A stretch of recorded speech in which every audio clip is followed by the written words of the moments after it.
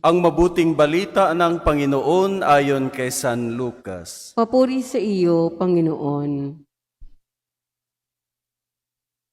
Noong panahong iyon, sinabi ni Jesus sa mga Pariseo, may isang mayamang nagdaramit ng mamahalin at saganang-sagana sa pagkain araw-araw. At may isa namang pulubing nagngangalang Lazaro, tadtad ng sugat at nakalupaysay sa may pintuan ng mayaman upang mamulot kahit mumong nahuhulog mula sa hapag ng mayaman. At dooy nilalapitan siya ng aso at dinidilaan ang kanyang mga sugat. Namatay ang pulubi at dinala ng mga anghel sa piling ni Abraham.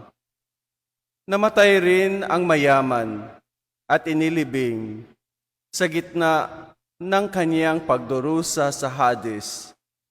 Tumingala ang mayaman sa kanyang natanaw sa malayo si Abraham, kapiling ni Lazaro, at sumisigaw siya, Amang Abraham, mahabag po kayo sa akin.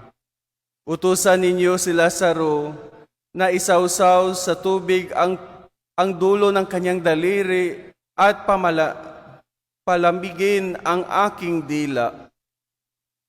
Sapagkat naghihirap ako sa apoy na ito. Ngunit sinabi sa kanya ni Abraham, Anak, alalahanin mong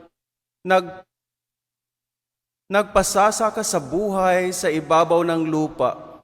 At si Lazaro'y nagtiis ng kahirapan.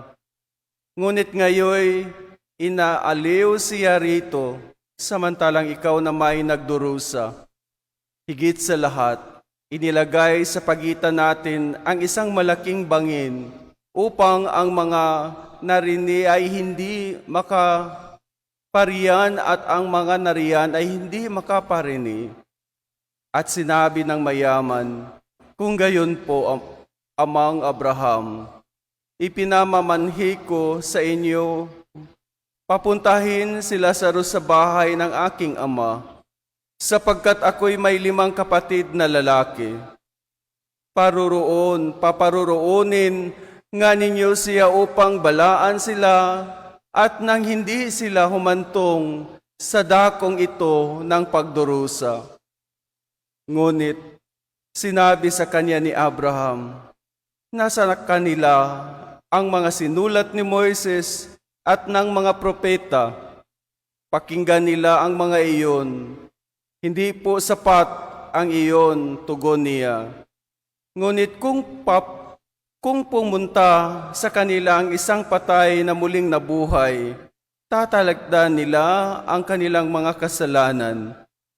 Sinabi sa kanya ni Abraham, kung ayaw nilang pakinggan ang mga sinulat ni Moises at ng mga propeta, hindi rin nila paniniwalaan kahit isang patay na muling nabuhay.